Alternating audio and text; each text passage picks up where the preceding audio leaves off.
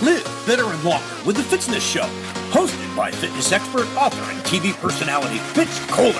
She'll tell you why diets are dumb, supplements are snake oil, and the truth about how you can earn a lean, hard, pain-free, and athletic body. Now for our favorite bossy blonde, Fitz Kohler.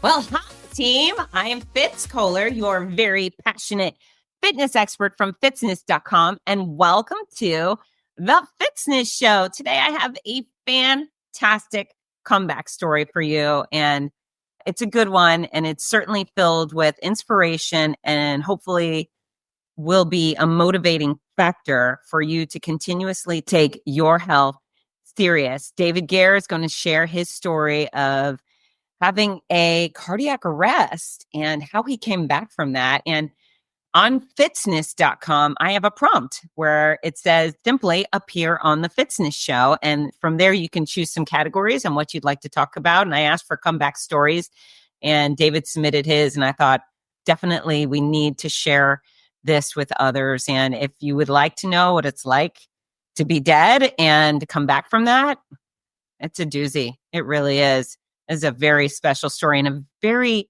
special man. You are going to fall in love with David Gare. He is as sweet as they come and hardworking and just a decent human. And all I can say is I'm so happy he's alive. I'm so happy he's alive. If you haven't done so already, don't forget to follow the Fitzness Show wherever you like to listen to it. Click like, leave a review, and maybe share this episode with a friend who needs to hear it. So David Gare, welcome to the Fitzness Show. It's been so long. I'm glad I finally got you on. Thank you for joining me. Yes, thank you, Fitz. And, I feel I've known you for over 10 years. And the first time that I was able to even find you on social media, it was through my running coach who interviewed you years ago. And Who's so that? I found you on, her name is Claire Bartholic, and she is affiliated and associated with Runners Connect. And she had you on and you were talking about your cancer comeback. Well, I'm glad we finally met that way. Yeah, man. You've inspired me ever since. That's so sweet. That's so sweet. I do love how engaged you are. Full disclosure for everybody, David's one of my hotties in my Hottie Body Fitzness Challenge on Facebook. And you work so hard and you're so encouraging to everybody else. And you're very forthright with your own training. It's just, you're a delight to have around. You're good for everybody. Thank you, Fitz. And, it kind of breeds itself. When I get it, I kind of give it back. And I follow several people on social media, yourself included, and Rudy, and I'm just encouraged.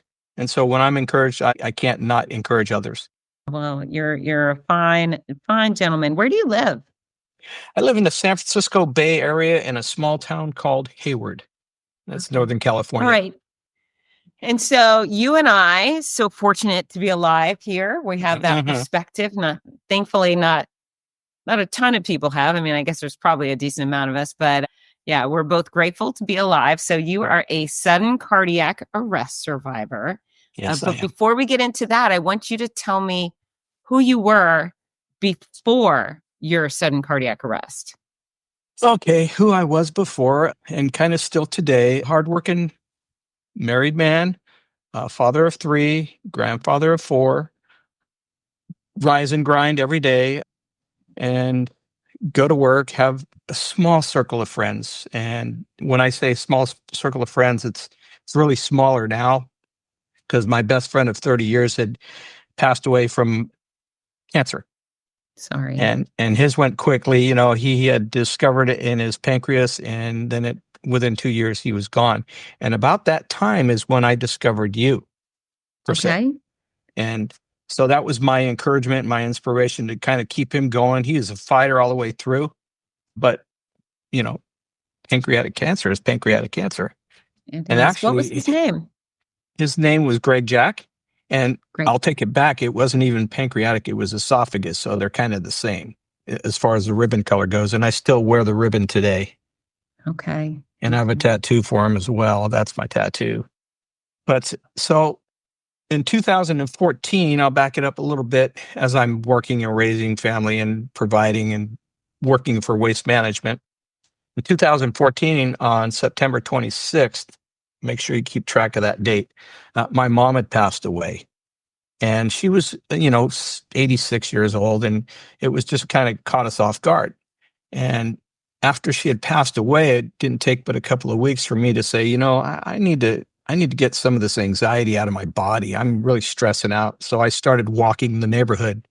And then it didn't take too long. I started just doing light jogs. And sometime around, this is in September, and sometime around November, I had a major gallbladder issue that put me in the hospital for 6 hours. Okay. And my brother-in-law calls me up, and he knew I started to jog a little bit, and he invited me to do a 5K. And I'm laying in the gurney in the hospital and said, sure, I'll do it. And I didn't even know what a 5K is. I'm thinking like a half marathon or whatever, but it was Right. 3.1. So I committed to do that. And so in 2015 of February, I ran my first 5K and came in third in my age group. So Fantastic. How can I ask, how old were you? Let's see here. That's going to be in 2014 to 15. I'm 63 now. I'm horrible at math. Oh, God, it's helped me out here. Okay, so 10 years ago. Yeah. So I was 53. Okay, which is a great time to pick up running. Why not? Yeah.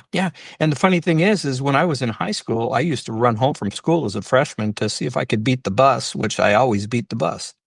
Wow. And then took up cross country in high school and ran track and all that fun stuff as I played soccer. And we will be right back. Do your hips, glutes, quads, and hamstrings need extra support while running? Of course they do. Both soothing and comfortable, compression tights by Leo Reve boosts blood and lymphatic circulation while increasing muscle pliability, which helps prevent fatigue and injury. Made for men and women of all speeds. Check out the superior balanced compression tights made right here in America. Visit leoreve.com. That's LeoRever.com. We're back. So he invited me in. I ran my first K and I was bit. I was bit hard. I mean, I really wanted to run. So I started running, and it was like in March or April when I found Runners Connect through a friend on Strava who pointed me that direction. And I signed up with a coach. It was Claire at the time, because they go through a lot of coaches. And then I got onto their podcast, and that's where I found you. And I just started building my arsenal on how to run smarter, because I injured myself pretty quick after that 5K. I just went out and ran and didn't warm up, and I got a high ankle sprain, and I was down for like 6 weeks. So as I was running, and then my best friend of 30 years plus tells me he's got cancer, I've got more motivation. I run for those who can't. He was my guy. And I ran my first half marathon in 2015 at the Monterey Bay Half, and That's right. tore me up. I thought I'd never run again after that. I came home. You'd have thought I ran a marathon. And I'm laying in the tub the next day, and I call my brother-in-law. He goes, how you feeling? And I said, well, you want to do another one? And nice. He goes, well, I'm not ready, but yeah, let's do another one. So I had run several, and actually half marathon is my favorite distance. I would take that hands down over everything. That's why I run so many of those. Okay. And so in 2016 is the year that Greg had passed away, or gone to glory, as we say. When I was running that half marathon, I was just way overwhelmed with emotions and just looking out at the ocean and just, I'm even getting teared up now, just seeing the beauty of that and knowing that he's not going through that pain and suffering no more. Just really inspired me all the more to just keep on going, just to keep on running. And so I haven't stopped since. And it's a joy for me. It's a good release of tension, keeps me fit. And all this time, fitness fits when I'm thinking about, why am I even doing this? What's the purpose of all of this? Well, you can fast forward to 2021 of September 26th. I came to bed at 9:00 at night, like I always do. It was a Sunday night. So this is precisely 7 years after your mother dying on September 26, 2014. Okay, go on. Yes. Go to bed. So I go to bed, and I usually go to bed at the same time, 9:00. It's a Sunday night. I got to work on Monday. And my wife she always comes up after me. And my daughter, who was in college at the time, would normally be downstairs with her earbuds in doing her homework, right? Well, that particular Sunday night, my wife decided, well, I'm not feeling it either. I'm going to go to bed as well. So she came up. And Fitz, I am not kidding you. I laid down on the bed, and all she heard was the death rattle. And when she looked out the bathroom door, she saw me laying on the bed with my fists up in the air, unresponsive, turning every color blue and green you can think of. Wow. She screams at the top of her lungs. My daughter, who's in college should have her earbuds in, just rocking out, doing her homework, comes running upstairs. What's the matter? She goes, don't you die on me, David. It's not your time. You don't die on me. And she tells my daughter to call 911. She dials 911. They're giving me CPR on the bed. The dispatcher says, put him on the ground. So they thudded me onto the floor. My daughter takes over doing CPR while my wife is on the phone with emergency. And just down the street is engine 6, and just across the road is engine 4. And they both got to my house within 6 minutes. They get to my house. They stick me with an EpiPen. They kind of get my heart back, and I code blue here. So they get me going again. They take me away in the hospital, and I coded blue twice there. They put me in an induced coma, put a ventilator on me, and pretty much told my wife, if he comes out of this, he might have some difficulties. He might not be able to walk. His memory could be shot. He might not, there's just going to be a lot of complications with him. The beauty of this is so far that I'm alive, but also the timing of everything that the Lord had placed in our lives, for my wife to go to bed at the same time as me, for my daughter to not have her earpods in, because had my wife come up even 10 minutes after me, I'd have been gone. Yeah, It was that quick, because it's called the Widowmaker, and it's an electrical storm where your heart doesn't beat anymore. And you know this because you've had the cardiac doctor on there. It just quivers like this, and it's not pumping blood. So I'm not getting oxygen to my brain. So I should be like, no memory, no nothing, no motor skills or anything. So I go to the hospital, and I code blue there, and they put me on the vent. They give my wife no hope. The next day, so we're going from Sunday the 26th to Monday the 27th, a friend of mine from church, who's my pastor, he comes in, and he's paying me a visit. He's reading, and he told me this after, and he said he was stroking my hair and petting my hand and just talking to me. And then he prayed for me and anointed my head in oil. And within 5 minutes, he said my eyes opened up. And the doctor was there, and he says, hey, doc, he's coming too. And he tells me, David, kick your feet. And so I'm kicking my feet. And this is all on a recording that he had done for my wife. Okay. And here's what's really weird. Everybody asks, did you have an out-of-body experience? Did you see anything different? I didn't see anything, but I saw this. Before I came out of my induced coma, I remember standing at this wall, and this wall was black, and it had like these shiny streaks going across it. And it was a real tall wall, and it was a real wide wall. And I was looking for a door because I said to myself in this vision, I said, I don't think I'm supposed to be here. And I need to find Tori and Kathy. And Tori and Kathy is my wife and daughter. And those are the last two people that touched me. And after I said, I don't think I need to be here, there was a light behind me, of course, shining on this artsy wall, because I thought it was in an art gallery. I turned around, and as I turned around, that's when I opened my eyes, and I saw Ed, and I'm kicking my feet. How interesting. Isn't that something? And so within So what that do you think day, that was? What do you think that was? that was me getting my life back. That wall was just stopping me from going anywhere I shouldn't be going, because I knew I shouldn't be going there. So David, I got to say, I Yes. find it fascinating hearing people who've had near-death experiences and what they see. I mean, I'm admittedly not a religious person, but I'm not a denier either. So No, you're not. You're good. Only someone who has been on the brink of death. You hear these stories like, gosh, is that true? Is that real? It's interesting to hear all the similarities between those who have seen a light and or been turned away. Do you feel like you were in the heavens? I mean, what do you think that was? I don't think I was in the heavens. I think I was in a place where I was just kind of stopped. I was stopped from going any further to heaven, or I'm not going to go to hell. I know that for a fact. But I was just stopped because it was just like a moment in my life. And I'm thinking back, why did I do all that running? How come, what's the significance of all that running? Well, the significance of all that running is that I built up my oxygen levels and my VO2 max to be so superior that because I was without oxygen for several minutes, Right. that my memory and my motor skills were not diminished at all, slightly, as I came out of it, of course, but as I've gone days now, I'm back to my normal self. And So what I picture that wall is I believe, because there was a lot of people that were praying for me.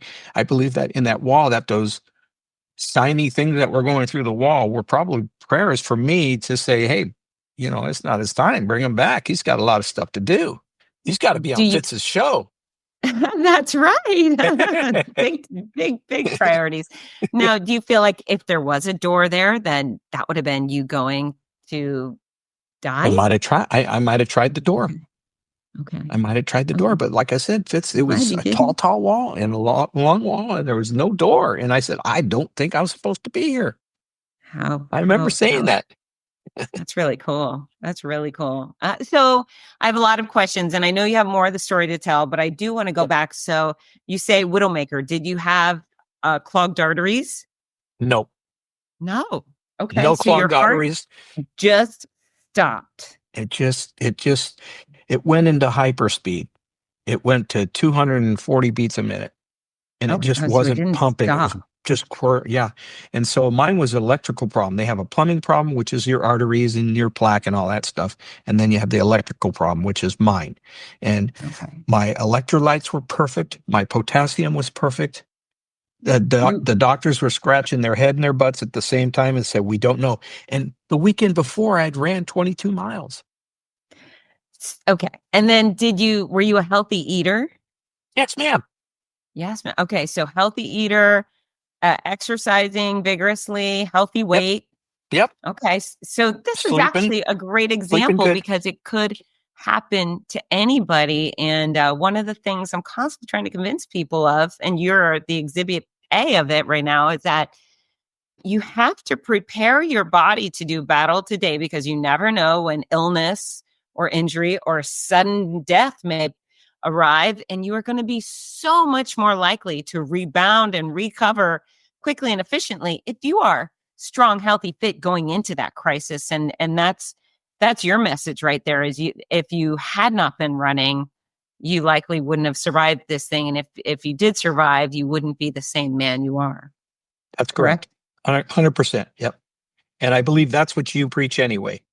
Right. You try and encourage us all not to be sedentary and just, push that box of cookies away and get off the couch.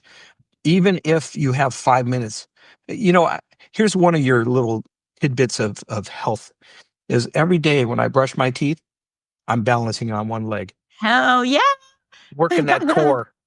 That makes me so happy. Yeah, I take those snippets. There's a lot of good advice out there from you and others that, I use it. Well, and I can tell you're so ambitious about your health and really enthusiastic, which goes a long way. I mean, obviously it saved your freaking life. You could be there. You could be there just drooling and having somebody feed you and change your diaper right now. Or you could be back up living your life in a very large, exciting way because you were strong going into your crisis because you were healthy. I mean, it speaks volumes about who you are. And thank goodness you've made the choices you've made, David. Yeah. I'm really thankful. And, being in the hospital, most people, I belong to a group called Cardiac Athletes. And there's just a lot of us that have been told that you're done. You guys are now cardiac cripples and you shouldn't be able to do any of this stuff. But, we're banded together to prove them wrong. We're bringing awareness that even though we've suffered cardiac arrest or heart attacks, that we can come back from this stuff, especially like you said, if our lifestyle was a healthy one going in, it can still be a healthy one when we come out. Yeah. far more likely to have good chances of a full recovery if you're healthy. And it makes me sad for people who are, overweight, out of shape, unmotivated, and then they get hit by the bus, or they fall down the stairs, or they get a disease, and then they're screwed forever because they were already in such dire straits without injury, right? I mean, if you're in dire straits and you haven't even been hit by the bus, oh my gosh. Game over. Game over. So when you went to lie down in your bed and you started vibrating, do you remember that? Do you have any memories of those? No. Nothing. I'm a quick go to sleep guy, so I'm like that busted Cupid doll. When you lay me down, my eyes go me too. Just like that, and I'm out. So I have no problem falling asleep. So when I laid down, that's all I remember until I woke up, and just before I woke up, seeing that vision of the wall and what's going on. And in order to do CPR effectively, you have to slam on a person's chest. Were you bruised? Did you have any rib fractures from CPR? I knew you were going to ask that one. I had 3 different firemen on me. I had a nurse that was 4'11", squash me for like 10 minutes, and I did not get one broken rib. Wow. Lots of water, in shape, and I was afraid of that. Was I sore? Oh man, was I ever sore? I had to hug a pillow every time I sneezed or coughed, but nothing was broken. What was the remedy while you were in the hospital? What did they do for you? Oh, wow. I was in the hospital for a short time compared to most.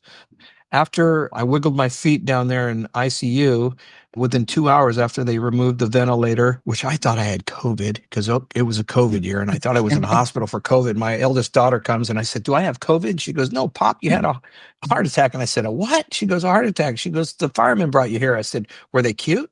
I was coming out. I was coming out of my meds. So they took me upstairs that day on a Monday. Wednesday, back up. So they took me upstairs on a Monday, and I recovered up there. I got some sleep and no food. Tuesday morning, I woke up and I called my wife, and she goes, "What's the matter? Is everything okay?" And I said, "Well, yeah, everything's fine." I said, "But Max, which is my dog," I said, "he's got to go to the groomer today." And she goes, "Oh, that's not going to happen." Mm-hmm. The good thing is that my memory was still that sharp. That's great. Yep. And so Wednesday, the PT nurse came through and she made me walk down the hall. She goes, "Can you walk down that hall and come back?" And I said, "Sure, I can run down there and come back." She goes, "No, we'll just walk." And so they walked me down. They held my arm to make sure I was steady. And we got by the nurse's table, and the nurse at the time of the floor was Wendy, a great nurse. And they told her, they go, "Mr. Gear has free roam of the building. He can go wherever he wants. He's not going to be a fall hazard." And that was on Wednesday. On Thursday, my cardiologist at that hospital came through, Dr. Reddy, and he says, "We're going to do a couple of tests on you. We're going to check your plumbing. We're going to check your electrical." He goes, "I'm the electrical guy, but there's another doctor who's going to come in and check your plumbing." So they take me and they do all this stuff up in there, and I don't have any plaque. Everything's clear, like a whistle. Wow. So he goes, "Well, it's an electrical problem." So that's when he said he wanted to fit me with an ICD, which is an implanted cardioverter defibrillator. And it sits right here on my collarbone. Okay. And is it tiny, like a port? Yeah, it's just a little battery pack. I could show you right here. It's nothing bigger than a silver dollar. Okay. Just goes right there. That's like a port. Yeah. And then it's got one lead that goes into my ventricle and it runs through one of the arteries, and it sits in there, and the settings are anything below 40 and anything above 180. I will get a shock like an AED would give you a shock. Have you had a shock? No shock. And I just saw my technician for a checkup, my yearly checkup, and I asked her about that, and she said, "You will only get a shock between those ranges if your heart drops below 40 and it starts not beating, or it goes above 180 and it stops beating. If it stops beating, then you need a shock." But I have never gotten a shock.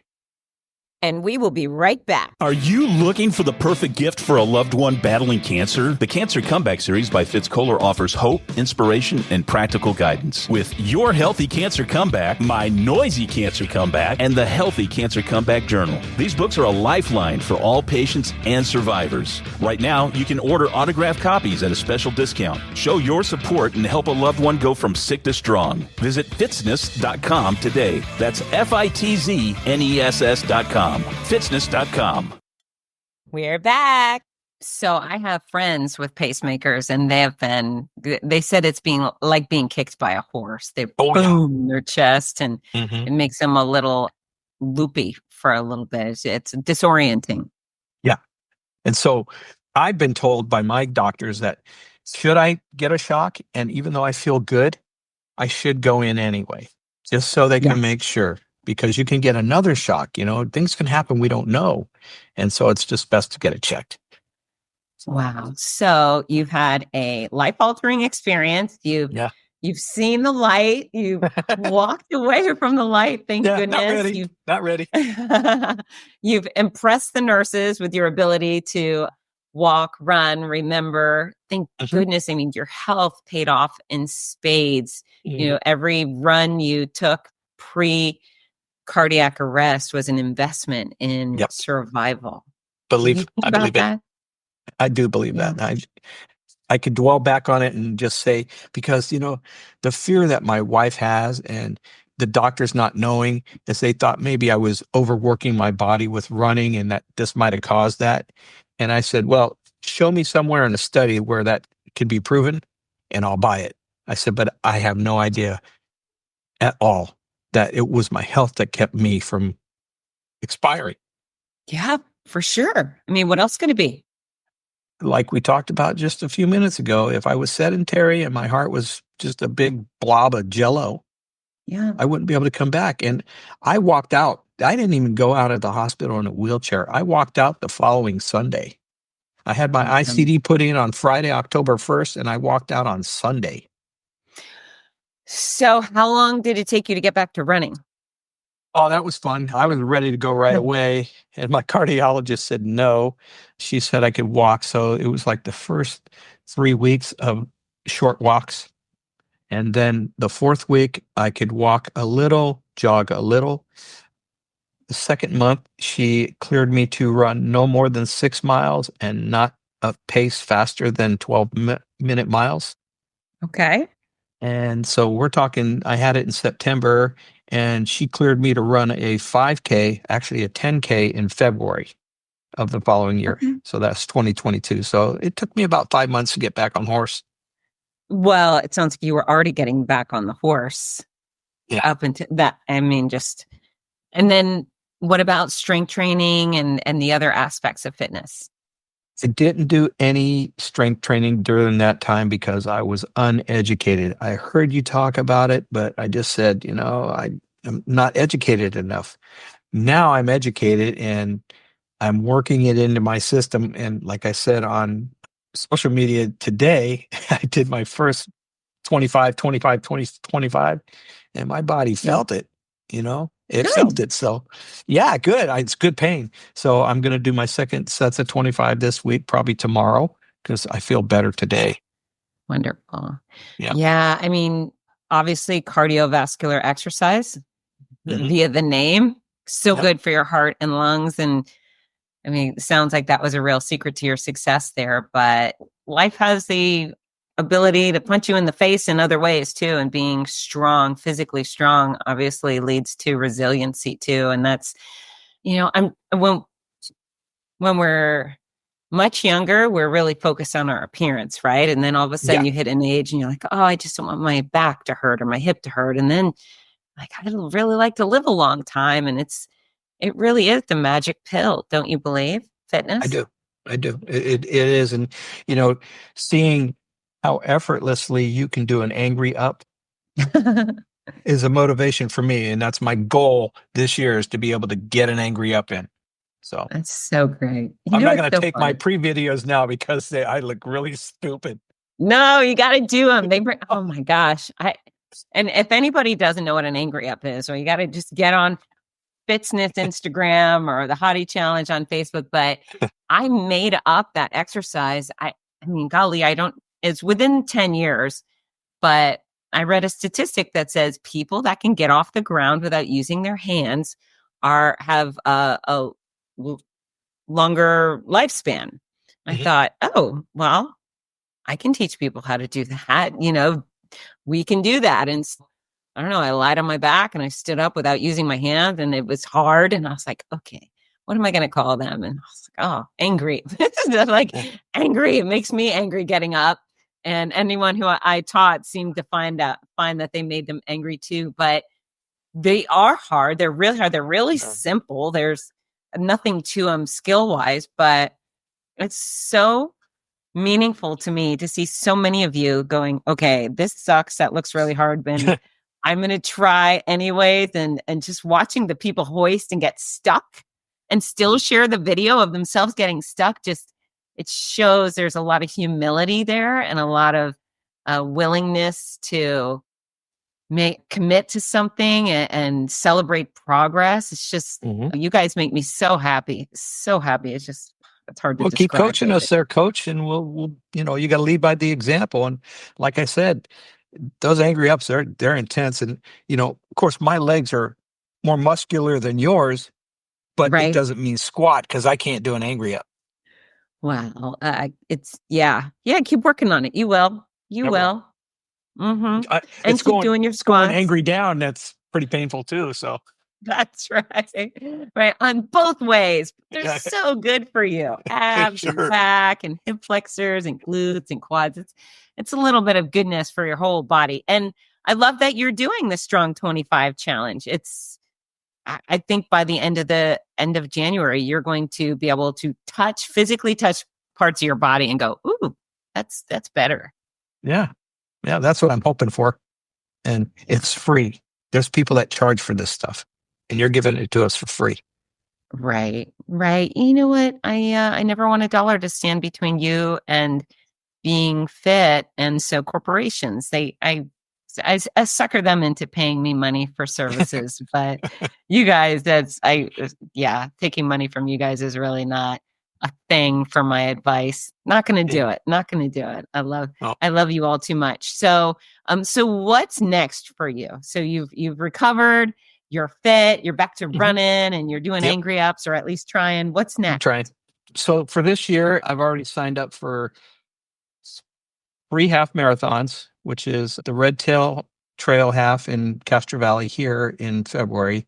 I'll do the Surfer's Path in April. Then I'm going to Europe for 3 weeks, where we'll be going to England, Ireland, Scotland, and France. And then, of course, I'm doing Monterey at the end of the year. Wonderful. That's pretty much it. And do you and your wife ever look at each other and just talk about your survival? What a big deal it is that you made it through that? All the time. Yeah. All the time. And I always tell people that don't know, I said, this is my queen. She saved my life. Same with my daughter. I said, if it wasn't for them, I wouldn't be here. Yeah, for sure. They definitely, they took the action necessary. And what people need to know when it comes to CPR is you should do it definitely. Don't worry about hurting a person, because them just dying is way worse than them being bruised or having broken bones, right? Correct. And like I told my wife, I said, there's no such thing as poor CPR. I said, just get going. And sadly, most of the people that die from not getting CPR at all are women, because people are afraid of the boobs. Oh, gosh. Yeah. They're afraid of the boobs. So I personally am not. I'm CPR, AED, first aid certified. And if some male or female is down, I'm on it. I'm on it like a fat kid on cake. I don't care. Well, I was on a plane a few months ago, and a woman, she had a cardiac arrest, and they pulled her into the aisle, and her shirt was open, and she had a bra on, but I looked back and there was her bra, and they were slamming on her chest. And thankfully, we were told once they got her off the plane, they made an emergency landing in, I don't know, some part of Texas, but we got word that they got a pulse, but they were doing CPR for about 45 minutes, and it was impressive. because there were medical professionals and they were slamming on this woman's chest, which of course would make someone think, oh no, she might be hurt. But really the real threat there was she might be dead. So CPR always. And then those AED, man, they make it easy on you. They're computerized. They talk to you. They tell you step by step. So hopefully everybody never lets fear dictate their willingness to save a life. Yeah. Because I'm sure it scared your wife and daughter to do that to you, but it was the only right thing to do. Yeah. My daughter still has a little PTSD from it. Like if she'll hear me snore or, anything like that, just there's some things that will trigger her. But my wife, she's pretty much clear of the woods, and she knows. And she knows I have this device. This device is my airbag. And Raphael's going to take care of me. So. Was that his name, Raphael? Yeah, that's his name. Why'd you choose that? Now this is funny. I was in the hospital, and I got it the first day I was in the hospital. I chose Raphael because Raphael is an archangel, and he is the archangel of healing, and he's the protector of science and medicine. So all of those encompass what I believe, and I need it. I need my science, I need my medicine, and I need my healing. I love it. I love it. And then how has this experience made you better? It has made me better. And this kind of goes back to one of the chapters in your book where you talked about when you were doing your cancer and all you could think about is Ginger and your son's name? Parker. And their sweet little lives. And you could only think about them without you and how they would be growing up without you. That's what I got out of it. So what I've got about my second lease on life is that I don't sweat anything. I got grandkids that come through here. They make all the noise in the world. They're tearing up the house. Whereas prior to this SCA, I used to freak out. I'd have to knock it off, sit down, behave. Now it's like, go ahead, do whatever you want. We'll get it later. Yeah. Laid back, way laid back. Yeah, it does. It does lighten your load, doesn't it? It does. Fitz, I'm telling you, I don't sweat the small stuff anymore. It doesn't matter anymore. I don't care what people think. I don't care what they say. You like me or you don't like me. I don't care. Yeah. I'm not here for you. Well, I've got friends that are all over this world and in different countries, and we seem to get along just fine. Yeah. And you're one of them. Oh, wow. I'm so happy you were here. I'm so happy I'm here. And yeah, I mean, I sarcastically drop in the thanks, cancer, quite often, but in some regards, I mean it. I would never go back and redo it. Like giving me the opportunity to flip the switch and not have cancer, you betcha I would not have cancer, but I can't undo it. So, if I've chosen not to live better because of it or despite it, then shame on me. And I'm glad you are not crying over spilt milk and you are enjoying the sounds of your grandchildren squealing and screaming, because those are beautiful sounds. How lucky are you to have those grandkids, right? Noisy grandkids. They're wonderful. And, my son lives up in Northern California and he's got a little acreage there. So they got chickens, goats, and pigs. And, it's wild out there. So we just have fun, we just have a blast with it. Yeah. It sounds like you have a life worth living. I'm so glad you're able to continue on with it. So as you know, with the Fitzness Show, we've got two big asks at the end. So number one is our communication tip of the show. David, what is your advice for people to connect with others better? I think the best way to communicate with people, especially if you're talking to them, is to look them in the eye. Yes. We used to do that when we had COVID. You don't have COVID anymore. So just keep looking people in the eye and give them your full attention. If you don't understand it, repeat it. If they're telling you something, that way they know you're engaged. Brilliant. Brilliant. Pretty simple. Yeah. I love it. It drives me crazy when people just randomly look elsewhere when they're talking to me. And I feel like, look at me, please. I'm over here. So spectacular tip. And then song of the show. What you got? Who's your artist and your song? And people are going to listen while they're running and they're doing angry ups. This is, yes. This is one of my all-time old school motivational songs. It's on my playlist, and it's by Def Leppard, and it goes back to their On Through the Night album, and it's called Stage Fright. Okay. That's I don't know if I the go. recognize that one. Look it up. You'll love it. All right. Def Leppard, you can't go wrong with Def Leppard. So Stage Fright, everybody. Yep. Take a listen. Actually, so you commented a couple of weeks ago when I published the my fitzness Spotify playlist, and wasn't it you who reached out and said, "Hey, the '80s rock helped you through the end of a run"? Yes, perfectly too. I was up in the hills, and it was funny because it started with Journey, and then just went to Def Leppard, Van Halen. It was just cranking. It was perfect. Nice. So look, I'm patting myself on the back. I'm glad it worked out. There's a mishmash, right? You could get some rap, you can get some disco. I'm glad you got the 80s rock when you needed it. Yep, and you have some country in there. It's all good. Yeah, I love it all. You didn't have your friend in there, though. Which friend? Oh, Garth? No. What's her name? The Stallion. Megan. Ooh. Yeah. I don't have any Megan Thee Stallion on my list. No, I didn't hear any. I didn't go deep enough, I guess. But I don't think you do. Okay. I'll double check. I will look into it. But I adore you. You really are a bright spot in my days when I see it's at Marine Dad 5. Is that your handle? That's me. Marine Dad 5 on Instagram. And you're such a delightful go-getter, and you're always working so hard, and it's like everything good in the world wrapped up in one human. So thank you for being a part of my world, David. Thank you for coming in the Fitz in the show. Thank you, Fitz. And, I know I speak for everybody when we say we love you too. Means everything. Thank you. Okay, David. Yep. So you got to look in the camera and with gusto, tell everybody to get to work. Hey, listen, everybody, get to work. Love you. Bye. Bye. Thanks, Fitz. Hi, this is Rudy Novotny, the voice of America's Marathons. We all love how much running has benefited every aspect of our lives, so much so that most of us only wish we'd started sooner. Wouldn't it be wonderful to gift the opportunity to children of today? Well, you can. The Morning Mile is a before-school walking and running program that gives children a chance to start each day in an active way while enjoying fun, music, and friends. That's every child, every day. It's also supported by a wonderful system of rewards, which keeps students highly motivated and frequently congratulated. Created by our favorite fitness expert, Fitz Kohler, Morning Milers across the country have run over 2 million miles and are having greater success with academics, behavior, and sports because of it. The Morning Mile is free to the child, free to the school, and is inexpensively funded by businesses or generous individuals. Help more kids get moving in the morning by visiting morningmile.com.